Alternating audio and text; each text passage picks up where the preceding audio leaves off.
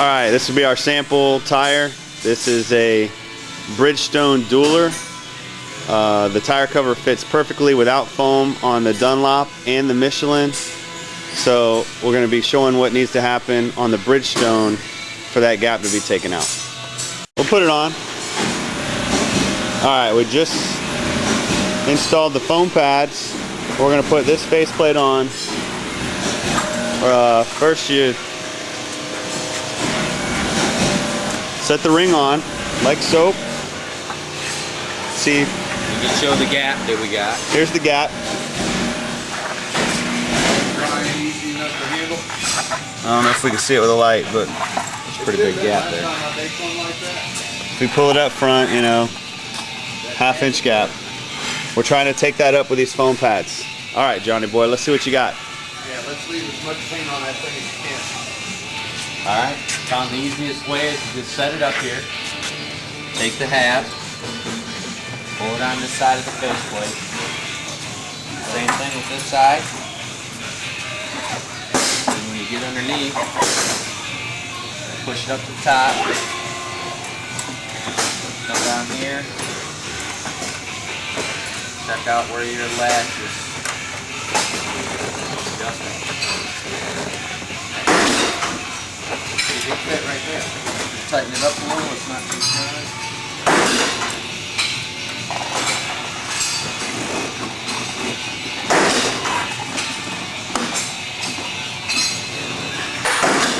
All right.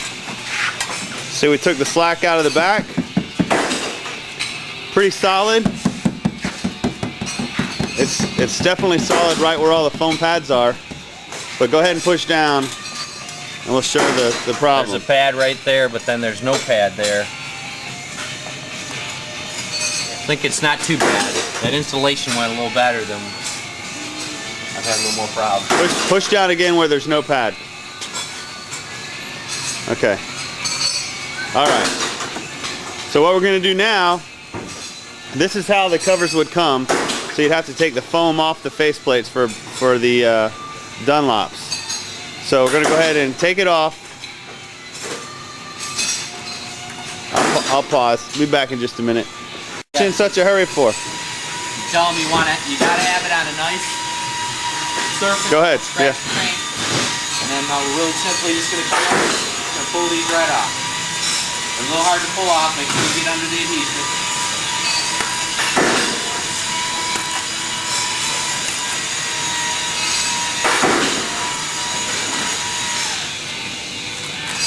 Okay, so a little bit of manual labor involved for the Bridgestones, which requires putting the faceplate, a nice painted product, down to take the foam off, right, which we don't like. Okay, here we go, option B, which is what we prefer, coming up next. All right, here we go, option B.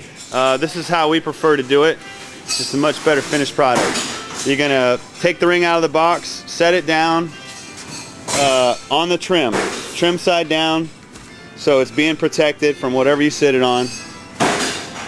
We'd like to send this 7-foot long section of just a trim gasket, and it's going to go on by hand on the back side of the ring, and I'll show it to you while he's doing that. It's got a you know, see how it goes on there, and it's got the nice hollow tube to take up the slack. You see I've got a timer on here on my camera, and it looks like about 12 seconds so far. Not hard to do, goes on by hand. Goes on by hand. Okay, it's a little long. Just gonna trim that real quick. Get some snips or scissors. Cut that 2 inches off. Put it on there. That's it. All right. And same deal, he's just gonna sit it on there like that. So now we're trimmed on the front and back. The front's just got a regular trim. The back has the foam right there. I don't know if you can see it with this light, but let me turn around this way. See. Anyway, all right, here we go. I'll follow the same procedure. I like to hold it up there, grab the sides and put them around. Same thing on this side. Face slides right up in place, no problem. Done. All right. No, very tight. No unnecessary gaps. There's no way to push it in because it's tight against the tire. That's right. No gap up here on front. We'll have the slight gap on the bottom due to the fact that it will fit the. Yeah, the Bridgestones, that is standard right there. That's about 5/8 of an inch, possibly 3/4. Where it'll meet together on the Dunlops. And it'll actually be touching on the Dunlops. And then on the back here, all that slack is taken by our piece of trim. Foam, solid all the way around. I mean, this is the product that we want to send out. There you go, thank you. This is the product we want to send out and call a Rollmasters tire cover.